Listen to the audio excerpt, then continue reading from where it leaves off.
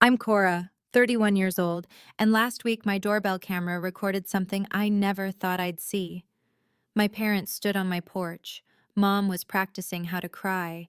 Dad was mumbling, "We miss you, sweetheart," like he was memorizing lines for a school play. And my sister Melanie stood beside them, correcting their every move like a director on a Broadway set. "Mom, the tears need to come before you say sorry. Dad, don't cross your arms. It looks insincere." They rehearsed 6 times before ringing the bell. They didn't know my Ring camera records everything, including the 12 minutes before anyone presses the button. I watched the playback twice. Then I opened the door, smiling. What I said next made all 3 of them freeze. Before I continue, if you find this story worth hearing, please take a moment to like and subscribe, but only if you genuinely want to know what happens next. And tell me in the comments, where are you watching from, and what time is it there? Now let me take you back 8 months, to the day I discovered $12,000 had vanished from the account I'd set up for my grandmother. Growing up, I was always the easy one. Melanie got the bigger bedroom because she was older. I understood. Melanie got the new clothes while I wore hand-me-downs. I understood. Melanie got sent to a private university while I went to community college because the family's finances are tight right now, sweetie. You understand, don't you? I always understood. Mom had this phrase she used whenever I tried to push back. "Why are you being so selfish? Your sister needs this more than you do." That sentence became the soundtrack of my childhood. I became a nurse, worked my way up to the ICU at Providence Portland Medical Center. Stable income, good benefits, a job I genuinely loved. But somehow, that stability made me the family ATM. "Cora, Melanie's between jobs. Can you help her with rent this month?" "Cora, your sister's car broke down. She needs it for work." "Cora, we're a little short, just until next month." I kept a running total once, out of curiosity. Over 5 years, I'd loaned my family $34,000. Not a single dollar ever came back. I told myself it was fine. Family helps family. That's what good daughters do. But here's the thing about being the understanding one. People stop asking if you're okay. They just assume you are. They assume you'll always say yes. They assume your needs don't exist. And when you finally say no, that's when you become the selfish one. That's when you become the problem. I didn't know it yet, but Melanie had been counting on my inability to say no for years. And when I finally stopped playing along, she didn't just get angry. She got strategic. 2 years ago, Grandma Eleanor's health started declining. She had Medicare, but the coverage gaps were brutal. Specialist visits, medications, physical therapy, the bills added up fast. I suggested setting up a joint savings account, me and Melanie contributing together to help cover Grandma's expenses. A family effort. "Great idea," Melanie said. "We'll both put in what we can."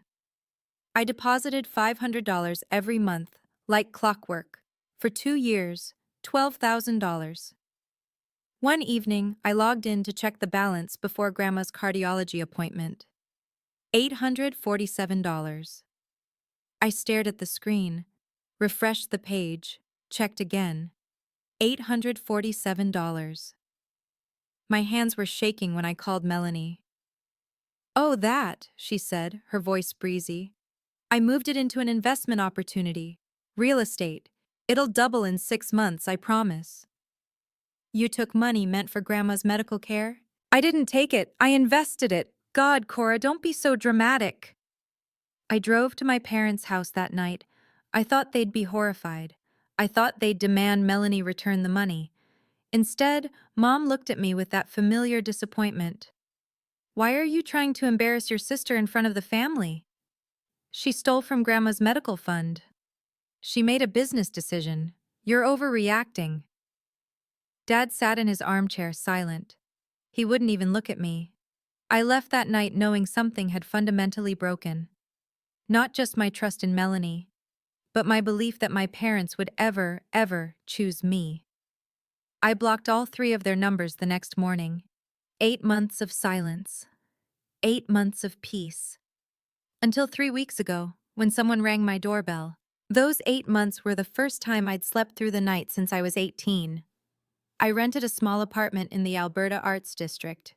Nothing fancy, just a one-bedroom with a tiny balcony where I kept my plants, pothos, snake plants, a fiddle leaf fig I was determined not to kill. My coworkers noticed the change. "You seem lighter," my friend Priya said during a night shift. "Like someone took a weight off your shoulders." She wasn't wrong. No more Sunday dinners where Melanie's accomplishments were celebrated while mine were ignored. No more quick favors that cost me hundreds of dollars. No more being the family doormat. I installed a Ring camera when I moved in. Just for safety. A woman living alone, you know how it is. I liked being able to see who was at my door before opening it. The only person I truly missed was Grandma. I tried calling her a few times, but Melanie was always coincidentally there. "Oh, Grandma's napping. She's not feeling well today. I'll tell her you called." Grandma never called back. I suspected she never got my messages. Her 75th birthday was coming up, October 15th. I'd been counting the days, trying to figure out how to see her without walking into Melanie's orbit. Then I got a text from a number I didn't recognize. "Cora, sweetheart, it's Grandma, using the neighbor's phone. My 75th birthday party is October 15th. I want you there. I have something important to tell the family. Please come. I love you." I read that message 12 times. She wanted me there. But I knew Melanie would be there too.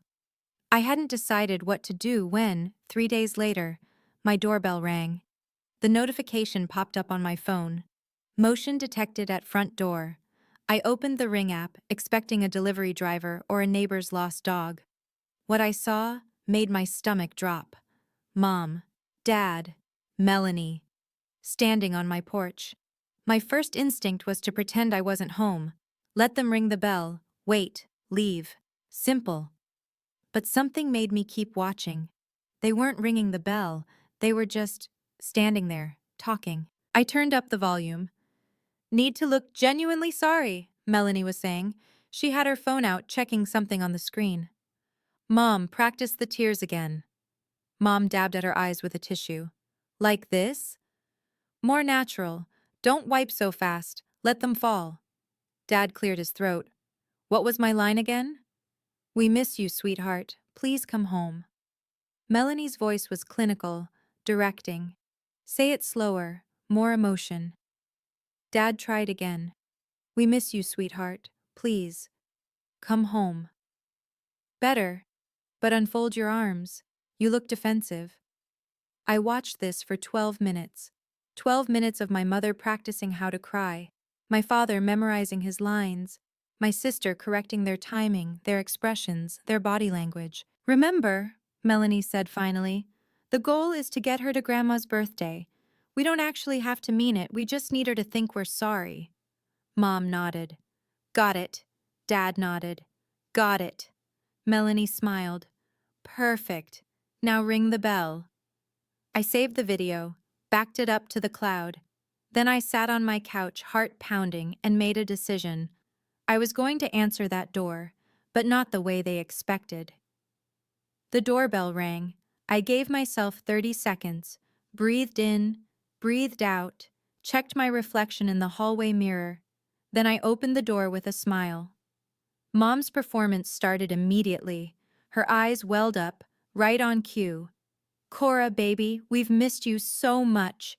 "Mom," I said calmly, "how many times did you practice that?" She froze mid-sob. Dad's rehearsed line died in his throat. Melanie's composure cracked for exactly half a second. I saw it, that flash of panic in her eyes, before she recovered. "What are you talking about?" I pointed to the small device mounted beside my door. "That's a Ring camera. It records 24/7. I paused. "Including the 12 minutes before you rang the bell." Silence. Mom's fake tears stopped instantly. Dad looked at the ground. Melanie's jaw tightened. "I watched the whole thing," I continued, keeping my voice steady. "The crying practice, the line memorization, The direction notes. I tilted my head. We don't actually have to mean it. We just need her to think we're sorry. That was you, wasn't it, Melanie? Melanie started. So here's my question. I leaned against the doorframe, arms crossed. What do you actually want? Because clearly it's not reconciliation. Melanie recovered fast. I'll give her that. You're recording your own family? That's a violation of privacy? This is my property. I have every right to record my own front porch. You've changed, Cora. You've become so cold. I almost laughed. I've become someone who doesn't fall for performances anymore. There's a difference. Dad finally spoke, his voice weak. Your grandmother's 75th birthday is next week. She wants you there. I know, I said. She texted me. So you'll come? I looked at all three of them. I'll come. For Grandma. Not for you. Melanie's eyes narrowed. She wasn't used to losing control of a situation. If you're coming to the party, she said, we should arrive together. Show Grandma that the family is united. No.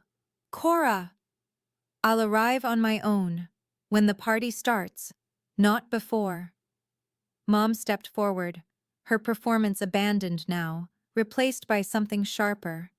You're being unreasonable. How will it look if you show up separately? People will ask questions. Then let them ask. Your grandmother is turning 75. This might be her last. Mom caught herself, recalibrated. This is important to her. She wants her family together. And I'll be there, just not on your terms. Melanie's phone buzzed. She glanced at the screen and something flickered across her face. Tension. Worry. I have to take this. She stepped away from the porch, turning her back to us. Tyler, I told you I'm handling it. No, she hasn't agreed yet. I know the deadline is... I couldn't hear the rest, but I heard enough. Deadline? When Melanie returned, her composure was thinner, cracks showing beneath the surface. What deadline? I asked. None of your business. Interesting, because you're standing on my porch, asking me for favors. Seems like some things are definitely my business. Mom jumped in quickly. Let's focus on the birthday, Saturday at Grandma's house, 2 o'clock. I'll be there at 2. And you won't cause any... scenes? I smiled, the same calm smile I'd given them when I opened the door. I'm not the one who stages scenes, Mom, remember? They left without another word. I watched them drive away, then went back inside and replayed the Ring video one more time. Something was going on with Melanie, something bigger than wanting me at a birthday party, and I was going to find out what. That night, I couldn't sleep. Not because I was upset. I'd made peace with my family's dysfunction months ago, but Melanie's phone call kept replaying in my head. I'm handling it. The deadline. What deadline? For what? I pulled out my phone and scrolled through my old contacts until I found the one person in my family I still trusted, Aunt Diane, Mom's younger sister, a family law attorney with zero tolerance for nonsense. She picked up on the second ring. Cora, is everything okay? I'm fine, Aunt Diane, but I need to ask you something. I told her everything, the video, the rehearsed apology, Melanie's strange phone call. When I finished, Diane let out a long sigh. I wish I could say I was surprised. You're not? Honey, I've seen through Melanie since she was 16 and convinced your parents to buy her a car by crying about her depression. She's talented, I'll give her that. Do you know what's going on? Why they need me at the party so badly? A pause. Then, I've been meaning to call you. Your grandmother asked me about inheritance law last month. My breath caught. What? She's reconsidering some things, the house specifically. She didn't give me details, but... Diane hesitated. I think she's having doubts about certain family members. The house. Grandma's Victorian home in Laurelhurst. The one she'd lived in for 40 years, worth close to $800,000. Melanie's worried, I said slowly. That's why she needs me there. If Grandma sees the family united, She might not change anything, but if she senses conflict, she'll ask questions. Exactly. I thanked Diane and hung up. So that was it. Melanie wasn't trying to reconcile with me. She was trying to manage a narrative, and I'd just become a threat to her plan. The next morning, I did something I hadn't done in 8 months. I opened our old family group chat. I'd left the group when I went no contact, but I hadn't deleted the history. Some part of me had known I might need it someday. I scrolled back through months of messages, past the birthday wishes I'd never received, past the holiday photos I wasn't in, until I found what I was looking for. Melanie to Mom, 6 months ago. If Cora asks for the money back, just tell her I'm going through a hard time. She won't push. Mom's response: she never does. That girl would give you her last dollar if you cried hard enough. Melanie: exactly. That's what makes her useful. Useful. I stared at that word until my vision blurred. I kept scrolling. More messages. More patterns. Just tell Cora it's for the family. She can't say no to that. Cora's too nice. She'll never actually cut us off. She's the easy one. Always has been. I screenshot everything. Every message. Every casual dismissal of my feelings. Every coordinated manipulation. Then I created a folder on my phone. The ring video. The group chat screenshots. 8 months of silence. Finally given a voice. I wasn't going to Grandma's party to make a scene. I wasn't going to yell or cry or beg for an apology I'd never get. I was going to do something much simpler. I was going to tell the truth. And for once, I was going to have proof.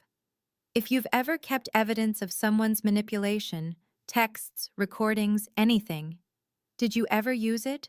Or did you hold on to it, waiting for the right moment? Tell me in the comments. This story's about to get intense, and I want you with me.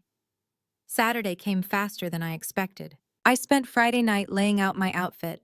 Nothing dramatic, just a simple navy dress, modest jewelry, comfortable flats.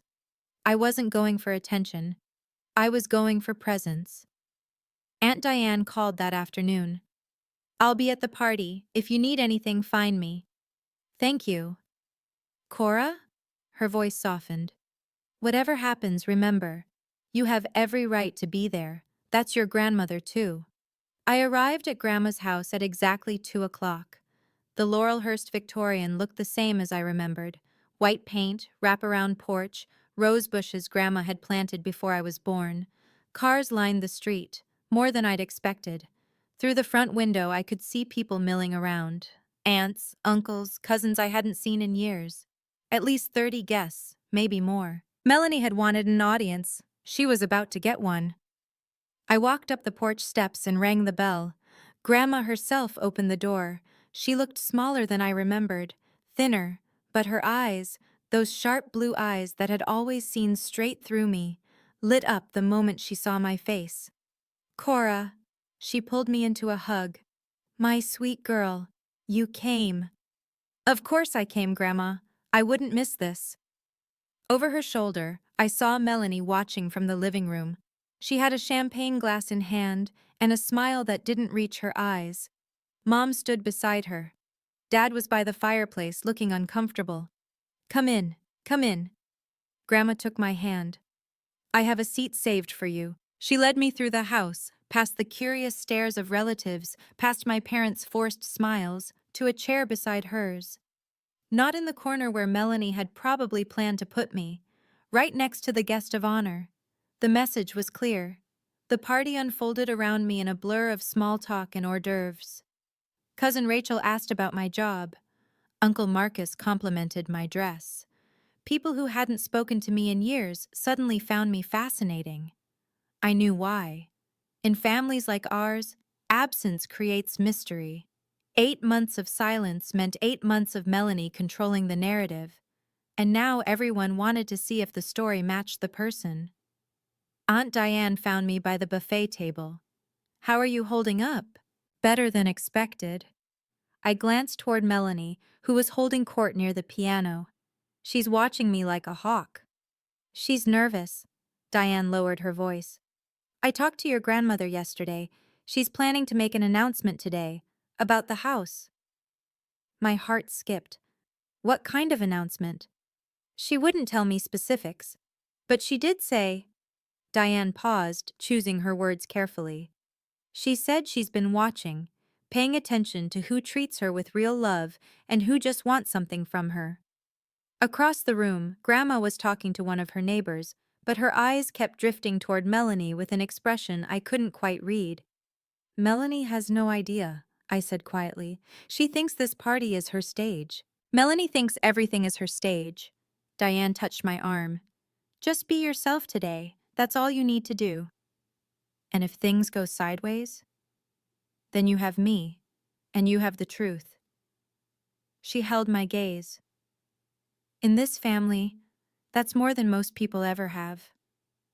I nodded, feeling the weight of my phone in my cardigan pocket. The Ring video, the screenshots, the truth. I wasn't planning to use them, but if Melanie pushed me, I was ready. Halfway through the party, Melanie made her move. She cornered me near the hallway, away from the crowd. Her smile was sweet, her voice anything but. I'm surprised you actually came. Why? Grandma invited me. Grandma invites everyone. That doesn't mean everyone belongs. I studied my sister's face, the perfect makeup, the carefully styled hair, the designer dress that probably cost more than my monthly rent. You look stressed, Melanie. Her smile flickered. I'm fine. Your phone keeps buzzing every few minutes, and every time it does, you look like you're about to be sick. You're imagining things. Am I? I tilted my head. Who's Tyler talking to right now? Across the room, Tyler, Melanie's husband, was nursing a drink and talking to one of our cousins. He looked miserable. Dark circles under his eyes. Shoulders hunched like a man carrying weight he couldn't put down. Melanie's composure cracked. Just slightly. Stay away from my husband. I haven't said a word to him. Keep it that way. She started to walk away, then turned back. You think you're so smart, don't you? With your little doorbell camera and your righteous act. But you have no idea what's really going on. Then enlighten me. For a moment, something raw flashed across her face. Fear? Desperation? It was gone before I could name it. Just, don't ruin this, she said quietly. For Grandma's sake. I'm not here to ruin anything, Melanie. I'm here for Grandma. Period. She searched my face for something. A tell, a crack. And found nothing. Fine, she said finally. Just stay out of my way.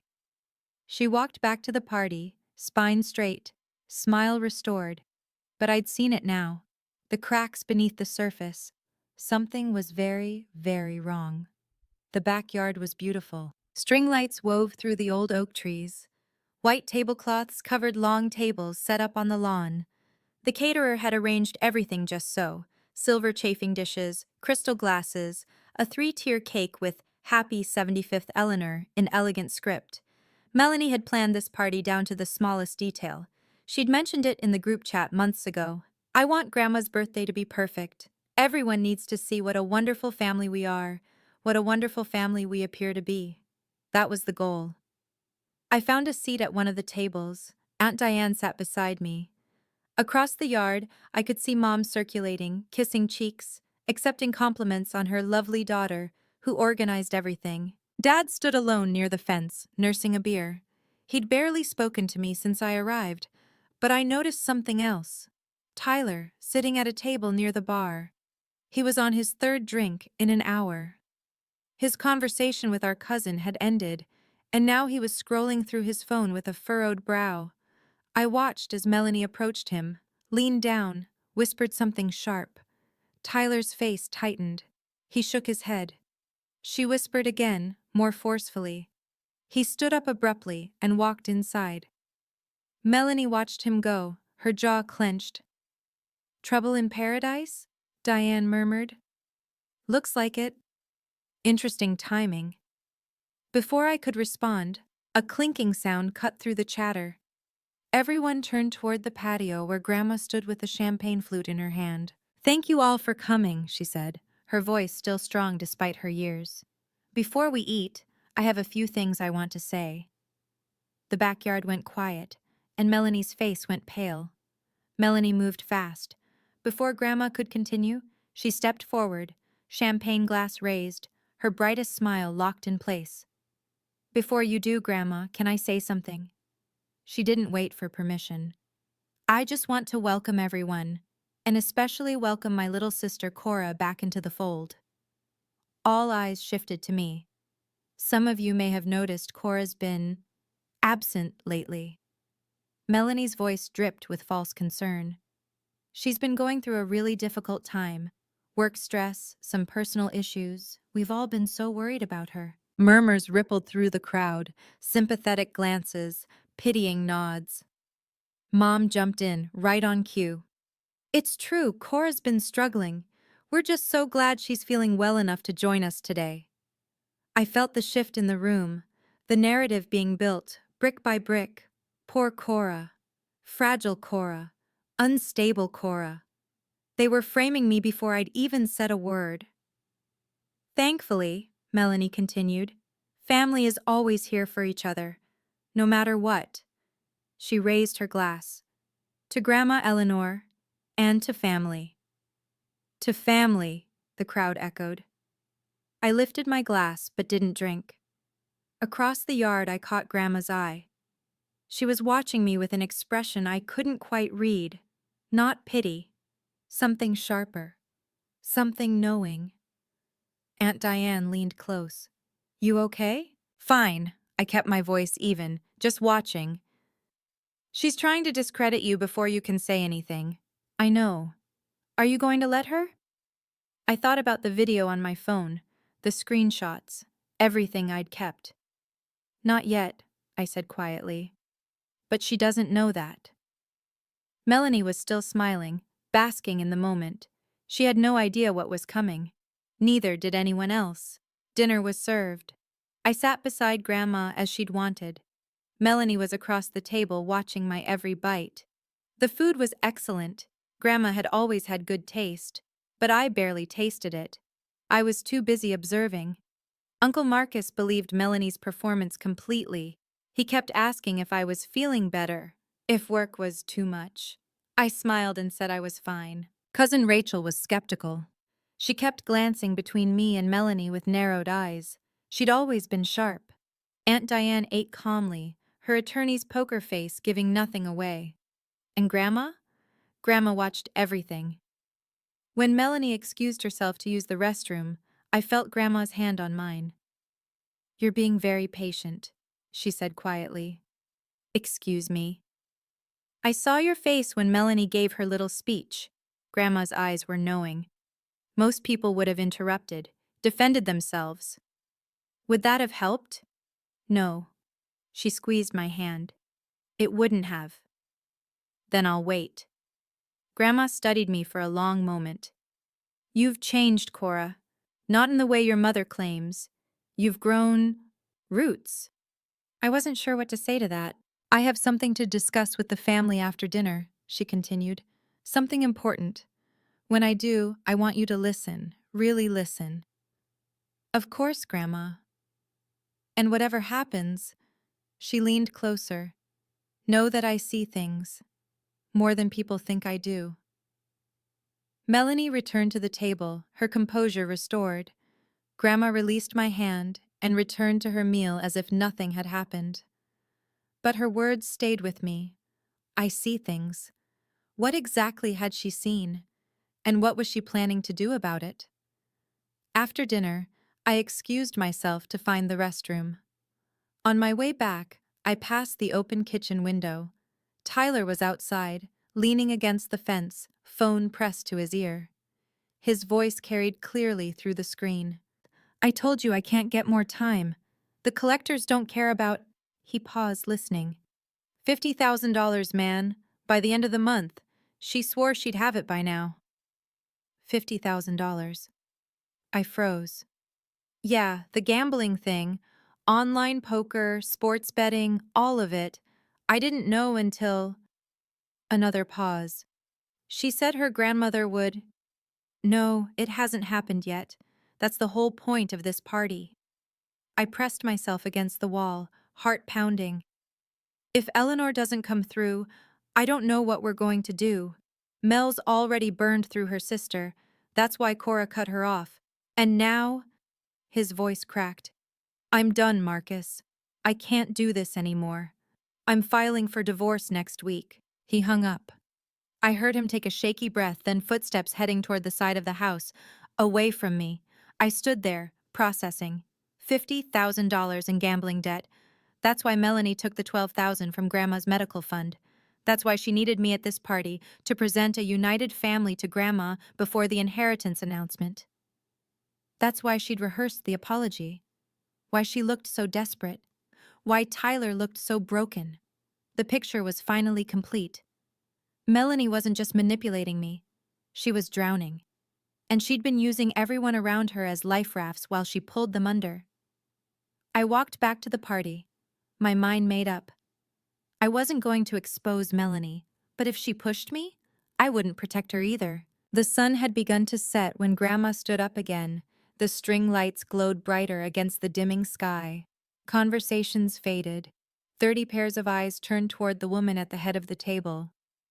Thank you for indulging an old woman, Grandma began, her voice cutting clear through the evening air. 75 years is a long time, long enough to learn a few things. She paused, scanning the faces around her. I've been thinking a lot about this house, about what happens to it when I'm gone. Melanie straightened in her chair. Mom leaned forward. Even Dad looked up from his drink.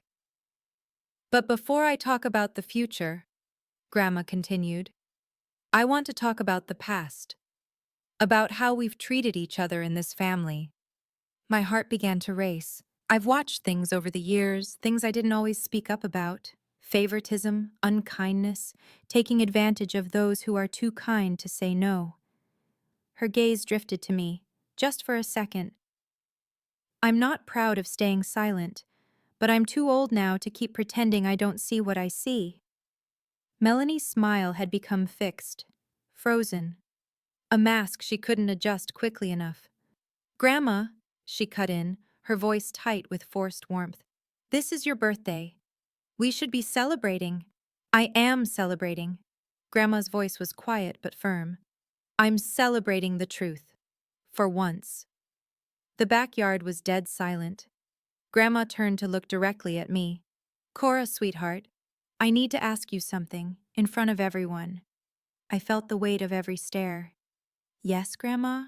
Why haven't you spoken to your parents in 8 months? The question hung in the air like smoke. And I knew this was the moment. I could feel Melanie's panic from across the table. Grandma, this isn't appropriate, she started. I didn't ask you, Melanie. Grandma's voice was steel-wrapped in silk. I asked Cora. 30 people. Watching. Waiting. I took a breath. I stopped talking to them because of the savings account, Grandma. The one I set up to help with your medical expenses. Whispers rippled through the crowd. I contributed every month for 2 years. $500, 12,000 total.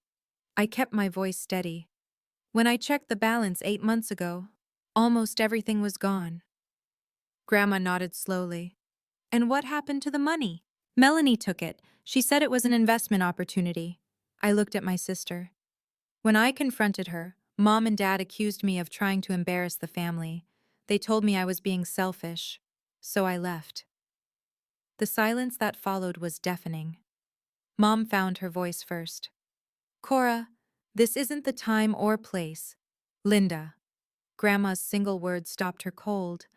But she's twisting everything. Is she?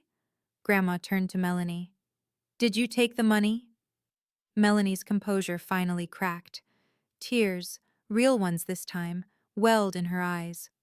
Grandma, you don't understand. I was trying to grow the money, for your benefit. Cora's exaggerating. She always does. $12,000. Yes or no? Melanie's mouth opened, closed, opened again. I was going to pay it back. A collective gasp went through the crowd. Grandma closed her eyes for a moment. When she opened them, they were wet, but her voice was steady. Thank you for your honesty, Cora. She turned to face the entire gathering. And now you all know why I've reconsidered some things. Melanie's face went white. What things, Grandma? Grandma didn't answer. She didn't have to. Melanie pivoted fast. This is exactly what I was afraid of. Her voice shook, performing perfectly. Cora came here to sabotage me, to turn everyone against me. Melanie, Mom tried. No, Mom, everyone needs to hear this. Melanie stood, addressing the crowd directly. My sister has always been jealous of me. Always. And when I made one mistake, one financial decision that didn't work out, she cut me off, abandoned the family, and now she's here, on Grandma's special day, trying to destroy everything. Some of the older relatives shifted uncomfortably. They wanted to believe her. It was easier than accepting the alternative. I'm not trying to destroy anything, I said calmly. I just answered Grandma's question. With lies! Is it a lie that you took the money? I told you, I was going to pay it back. With what, Melanie? The question landed like a punch.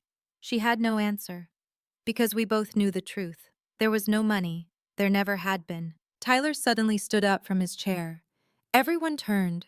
His face was red. From alcohol, from shame, from something that had been building for too long. Tell them, he said quietly. Melanie went rigid. Tyler, sit down. Tell them, Mel, or I will. Tyler, $50,000. His voice cracked. That's how much she owes. Gambling debts, online betting. She's been lying to all of you for years. The backyard erupted. Gasps, whispers. Someone dropped a glass.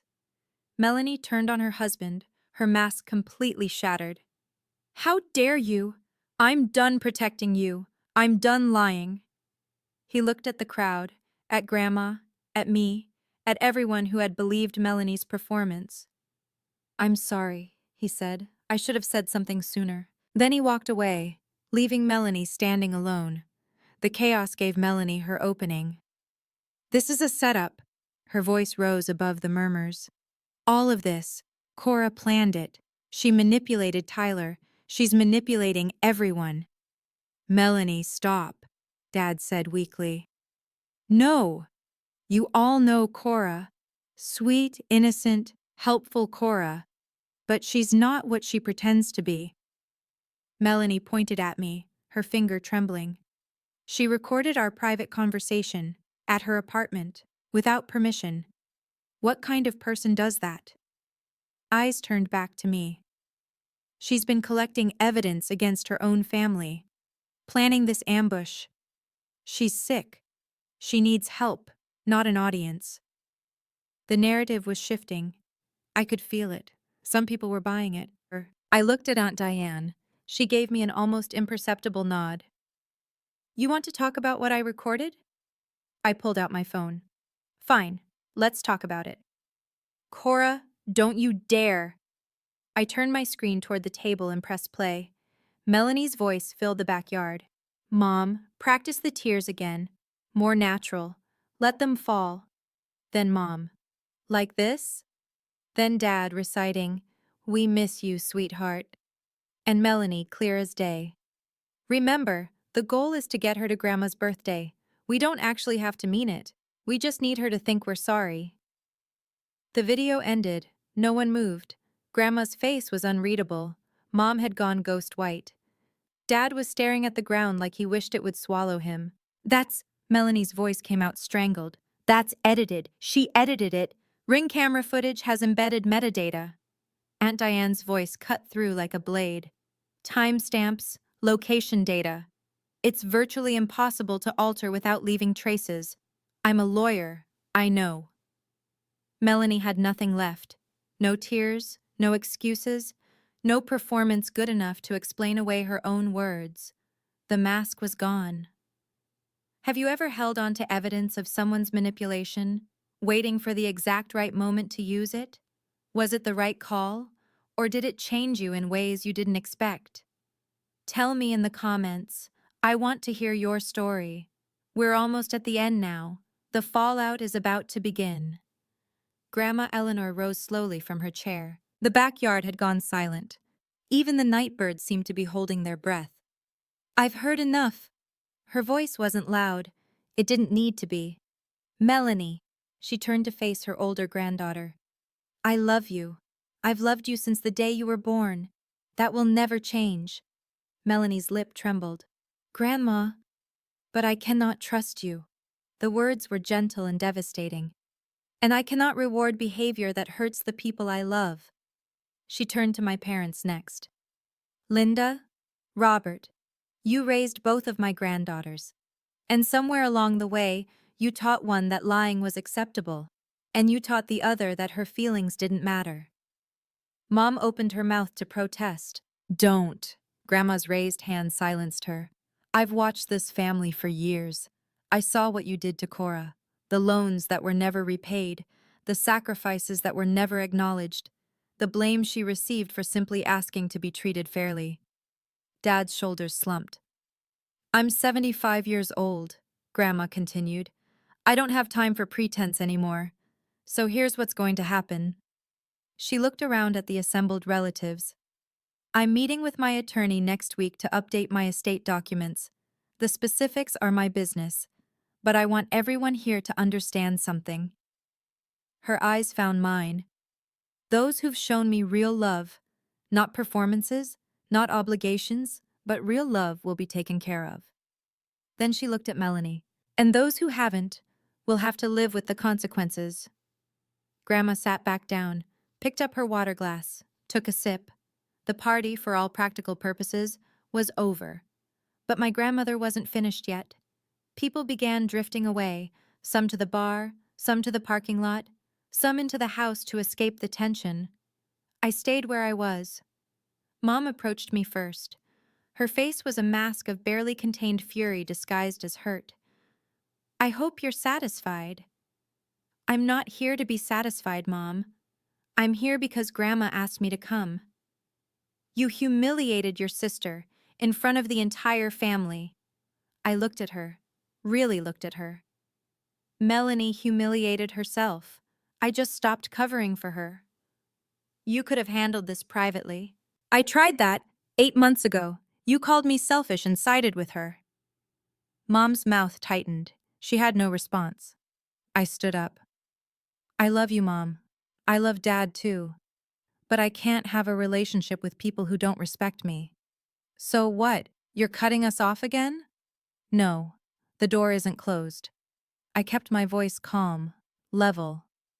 But if you want to walk through it, you'll have to do it honestly. No scripts, no performances, just the truth. Dad had been hovering nearby, listening.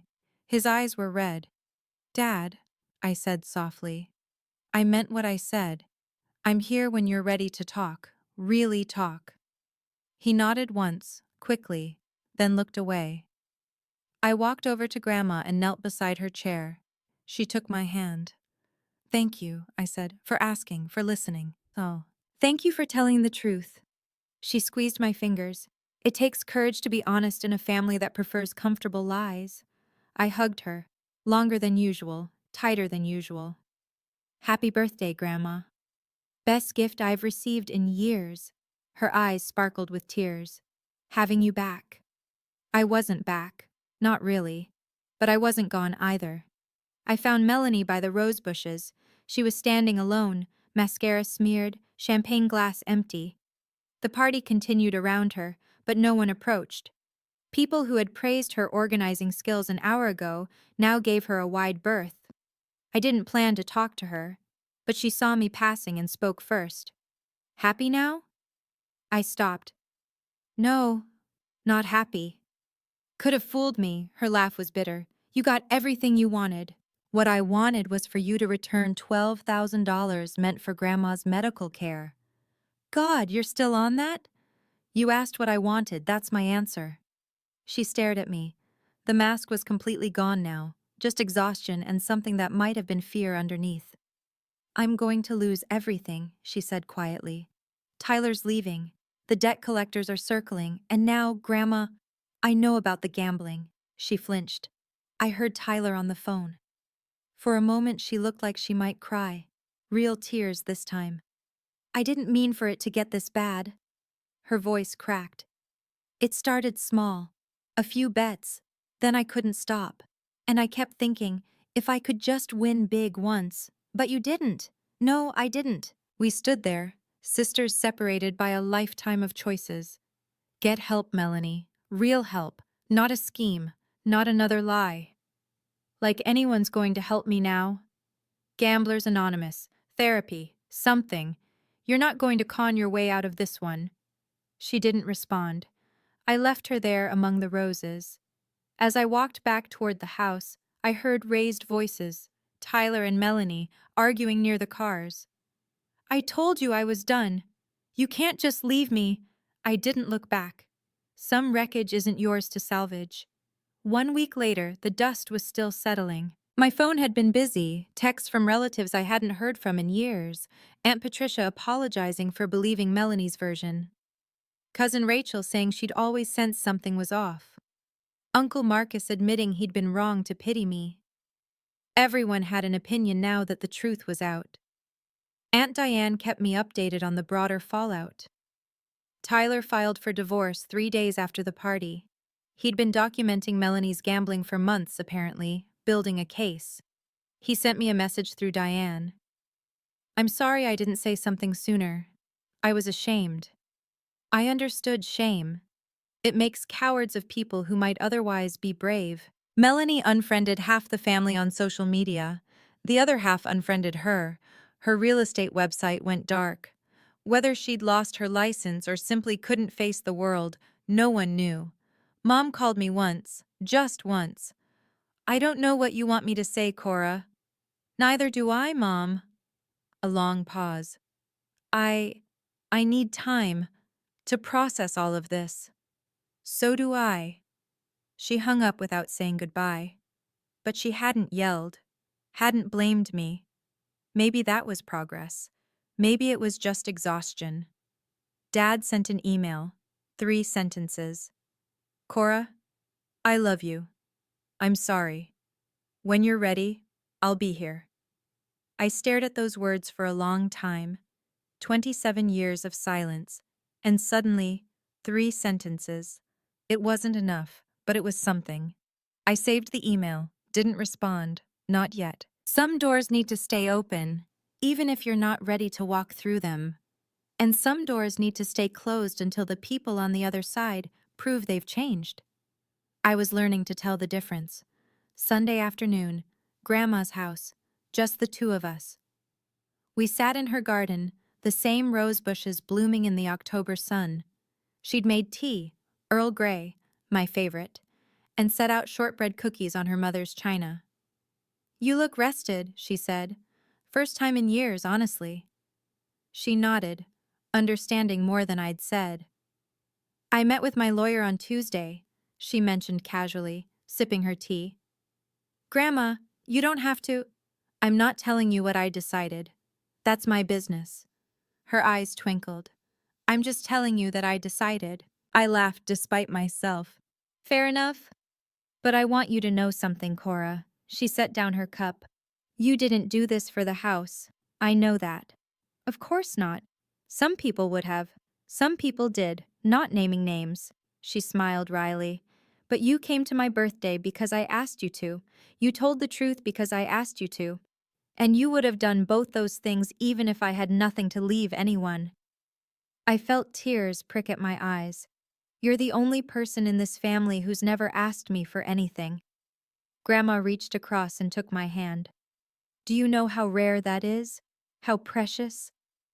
I just wanted to spend time with you. I know, sweetheart. That's exactly my point.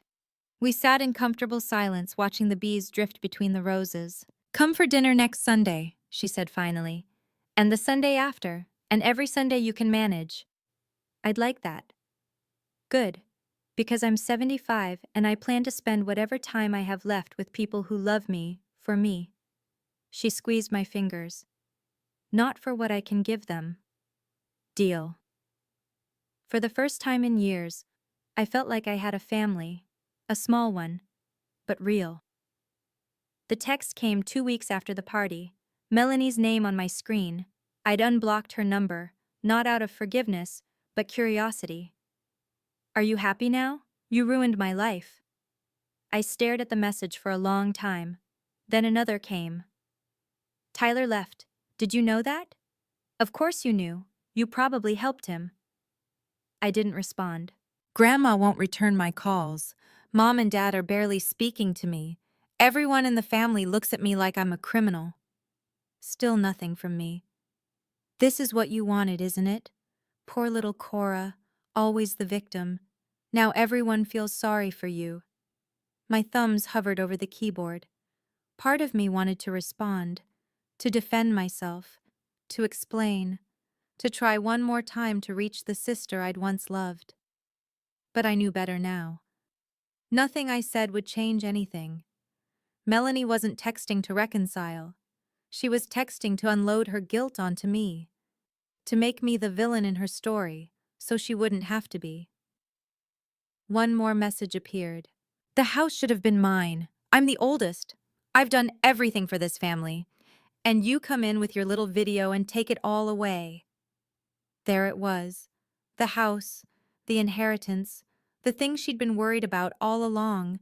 She still thought this was about money. She still didn't understand. I blocked her number again, set my phone down, looked out the window at the rain streaking down the glass. My sister was drowning in a hole she'd dug herself, and she wanted me to jump in after her. Not this time. Not anymore. Some people you can't save. Some people don't want to be saved. They just want company in the wreckage. That night, I sat in my apartment with a cup of tea and the silence I'd earned. The fiddle leaf fig was thriving. 3 new leaves since I'd gone no contact.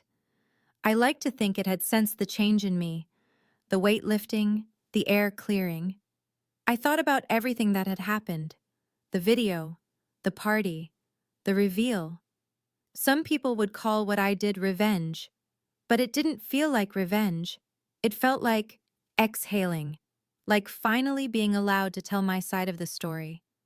For years, I'd swallowed my hurt to keep the peace. I'd believed that loving someone meant enduring whatever they did to you, that family was a word that erased all accountability. I was wrong. Love isn't silent suffering, it's honesty. It's respect. It's choosing each other, not out of obligation, but because you genuinely want to. Melanie never chose me. She used me, and my parents let her. That wasn't love. That was convenience. I thought about the girl I used to be, the one who flinched at the word selfish, the one who gave and gave and gave until there was nothing left. She's still part of me, probably always will be, but she's not in charge anymore. I am. And this version of me, the one who says no, who keeps receipts, who refuses to be a doormat, she's the one I'm learning to love.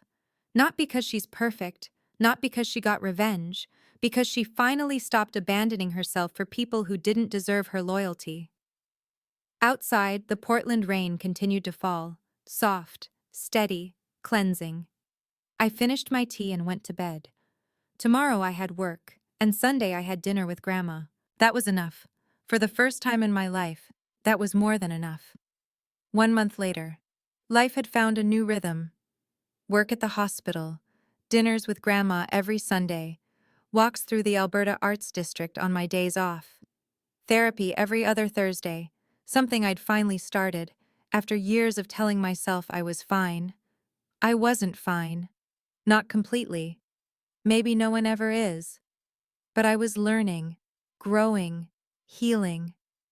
Grandma and I had fallen into an easy routine. Tea in her garden, stories about her childhood, questions about my life that she actually listened to the answers of. She never told me what was in the updated will, and I never asked. It wasn't about that. It never had been.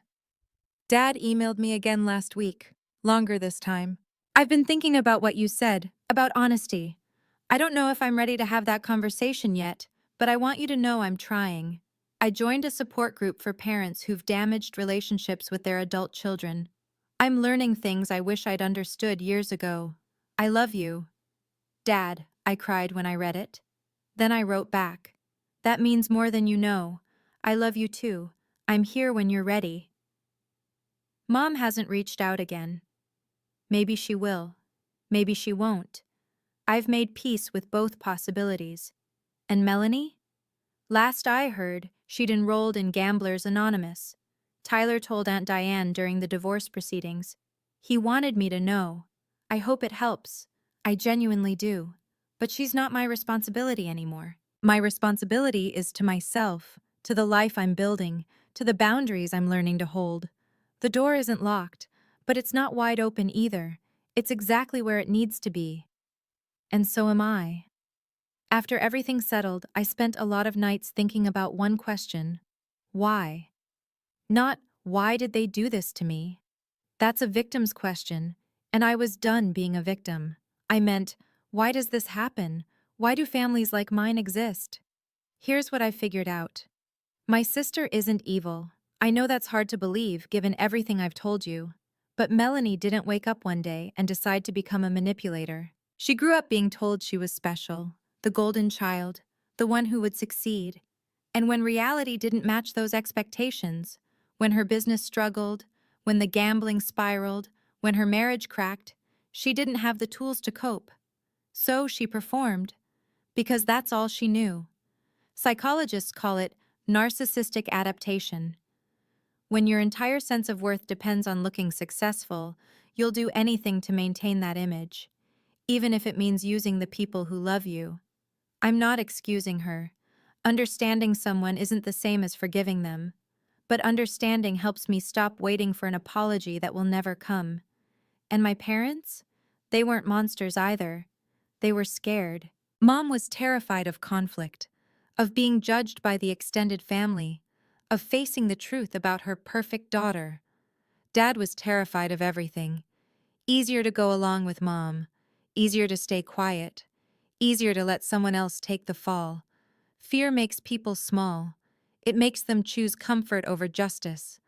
I get it. I was scared too, once. Scared of being called selfish, of being the difficult one, of losing the family I thought I needed. Here's what I've learned. Some fears are worth facing, and some family is only worth what it costs you to keep. If any of this sounds familiar, if you're the easy one in your family, the peacekeeper, the one who always understands, I want you to know something. Being kind is beautiful, but kindness without boundaries is just self-abandonment dressed up as virtue. You're allowed to say no. You're allowed to keep receipts. You're allowed to love people and protect yourself from them. These things aren't contradictions. They're survival. And if someone calls you selfish for refusing to be used, that tells you everything you need to know about what they were getting from you. Trust that feeling in your gut. I finally did, and it saved my life. If you've ever had to set boundaries with the people who raised you, you know it's one of the hardest things a person can do. It doesn't mean you don't love them. It means you finally learned to love yourself too. Have you been in a situation like mine? Have you held on to evidence, drawn a line, walked away from people who didn't deserve your loyalty? Tell me in the comments. Your story matters, and you might help someone else find the courage to tell theirs. If this resonated with you, please like, subscribe, and hit that bell. And if you want more stories like this, about family, boundaries, and finding your way through the mess, check the description. I've linked a few that I think you'll connect with. Thank you for listening. Thank you for being here. And thank you for believing me.